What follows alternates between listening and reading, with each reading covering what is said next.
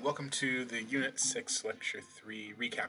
And so this week's recap is going to be a little bit different in that it's not going to be two lectures because we sort of have this week split between our last lecture of Unit 6 and our first lecture of Unit 7. So this particular recap is only going to focus on the Unit 6 Lecture 3. And this way you'll have it ready for studying for the unit quiz.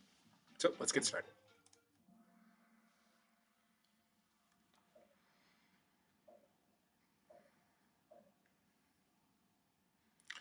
So the first question is asking you to sort of decipher from those variety of terms that we use when talking about terms related to probation and parole. And it's asking you specifically which term describes when a person's sentence is suspended.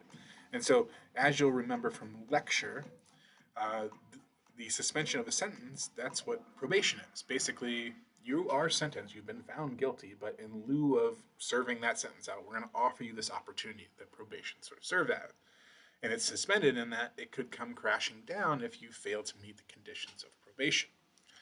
Parole is where you're sort of released early from an incarceration and then under the supervision of some um, correctional officer. Diversion is where you're offered an alternative prior to trial starting. And then a pardon happens through sort of executive order, either from the governor or the president, in which you're sort of released from an incarceration.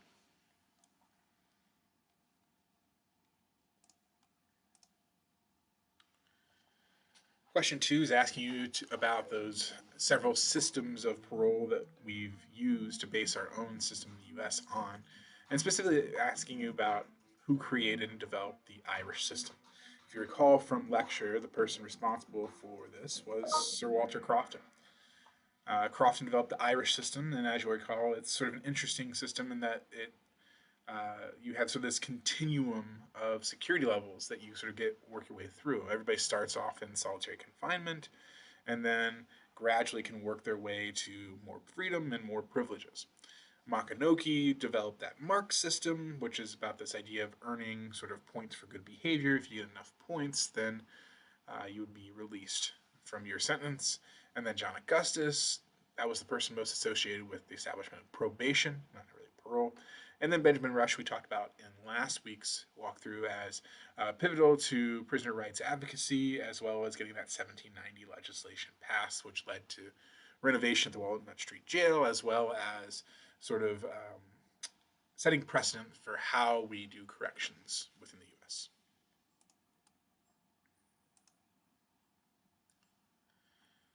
Third question is looking at sort of different types of intermediate sanctions, and it's looking at what did we call it when you serve a brief period of time in prison followed by parole. And so this one is a tricky one because the lecture and the text have somewhat different meanings for this particular term. But as we talked about in lecture, and this is the primary source of information, this described here is shock probation. Right? We talked about it's sort of interesting that they call it shock probation because it really should be called shock parole, where you go to a state prison first and you're incarcerated for a brief period of time, and then you're sort of offered parole shortly thereafter.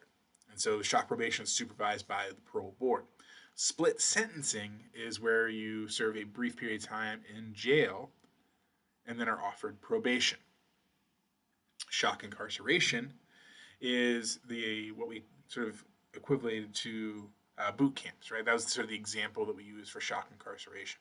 And then intensive probation supervision was that intermediate sanction, which was like probation on steroids, really small caseloads, highly focused on compliance and sort of being strictly following the conditions of probation agreement. So when you're studying for these intermediate sanctions, be sure to sort of understand these differences between the different types of shock probation, split sentencing, and shock incarceration.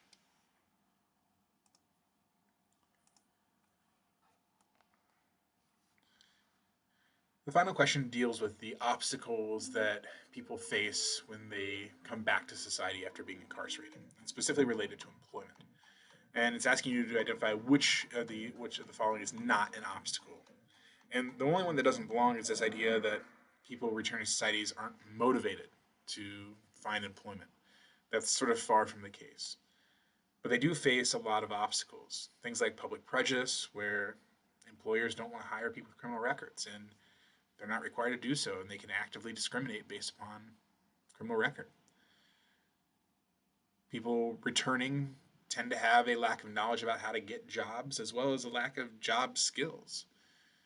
Many people who are coming back from prison have spent time there previously, or that time they spent there represents a significant gap in their development. And then the last major obstacle we talked about is lack of documentation, where when you go to prison, it can be easy to lose things that are key to getting and holding down a job. Things like a license, a bank account, social security number, things to prove your citizenship. These documents have a habit of getting lost or becoming outdated. And the process by which you can renew these or get new ones is often very complicated and difficult to do, especially for people who don't have transportation to get around and don't have the freedom to be able to take a day off of work to go do it. So these are all sort of major obstacles that people face when re-entering society. So that's it for this recap. Later this week, you'll get a recap for our first lecture on Unit 7.